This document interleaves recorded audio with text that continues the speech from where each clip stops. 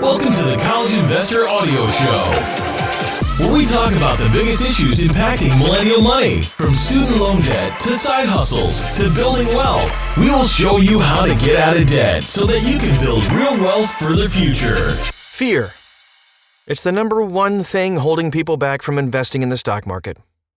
It's crazy how much fear controls money decisions.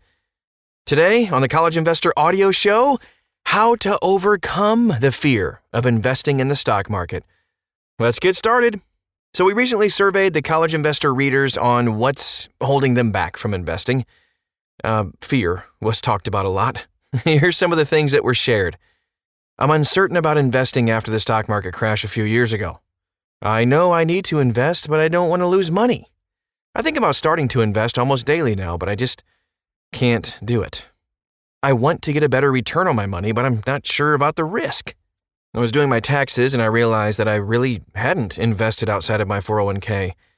It made me think I could be losing out on $1 million or more when I retire. Do you see the common fear of investing trends? Losing money today, losing money in the future, risk, not knowing where to start. And by the way, all of those are valid fears. And any stem from valid reasons, but the truth is simple. Not investing is probably the worst outcome of all, even if you don't realize it. So you need to overcome your fear of investing in the stock market. Well, first we ask the question, why do you fear investing? Fear, first of all, stems from the original fight or flight response, the mechanism in our brains that we needed when we were hunters and gatherers, and we still need today. It helps us through overriding our senses to keep us out of danger. The feeling of fear overrides logic and other emotions, and it actually takes over your entire body. But how does this apply to investing? Because in today's society, not having money is as serious as not having food or shelter was in the Neanderthal days. Our mind knows that money equals shelter equals food equals safety. So losing money can cause huge amounts of fear. The trouble is this: fear causes you to ignore logic. And you have to fight and battle with yourself to accept the truth. And that's just plain tough. We totally get it. But there are ways to overcome this fear, and there are some steps you can take today. First of all, accept the truth. That's the first step in overcoming fear, accepting the truth about the situation. In our case, the truth is fear of investing. But what does that mean?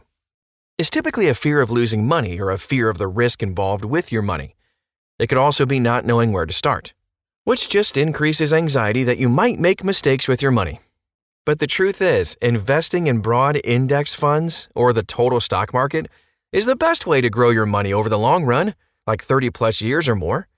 Over the history of the stock market, it has averaged an 8% return, which is higher than any other investment or savings account. The flip side is this: if you don't grow your money by investing, you could run the real risk of not having enough for retirement. Then, all of your fears come true for different reasons. You just didn't invest. If your money only grows 1% to 2% per year, you will come up short in retirement. All of your fears will be realized when you're living on food stamps in your 80s. That's the truth. Nobody wants that. Well, let me show you. Investing. If you invest $200 a month for 40 years at an 8% return, you'll grow your money from $0 to $602,000. Saving. If you save $200 a month for 40 years at a 1% return, you'll grow your money from $0 to just $22,000. Yikes. That's a pretty big difference. That's honestly a life or death difference.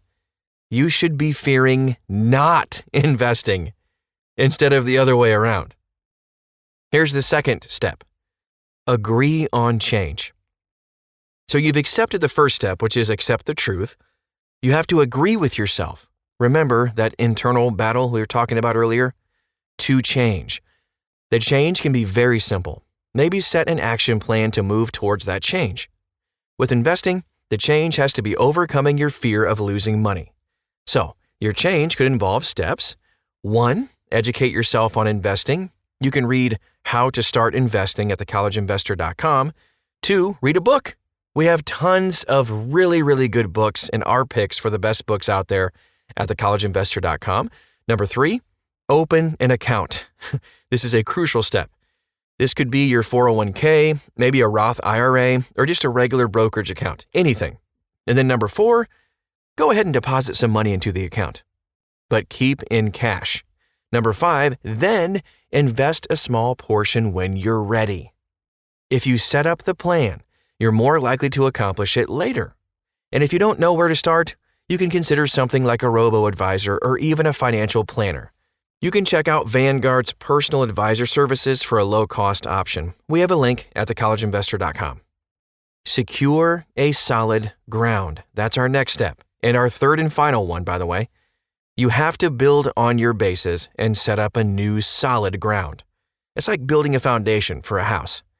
Use your action plan and start with education. Once you have an education in investing, you'll notice that your fear will be much lessened simply because you're more confident about it. Then, once you have an education, you need to open an account. You don't have to move fast. Progress through your action plan as you feel comfortable and build from there.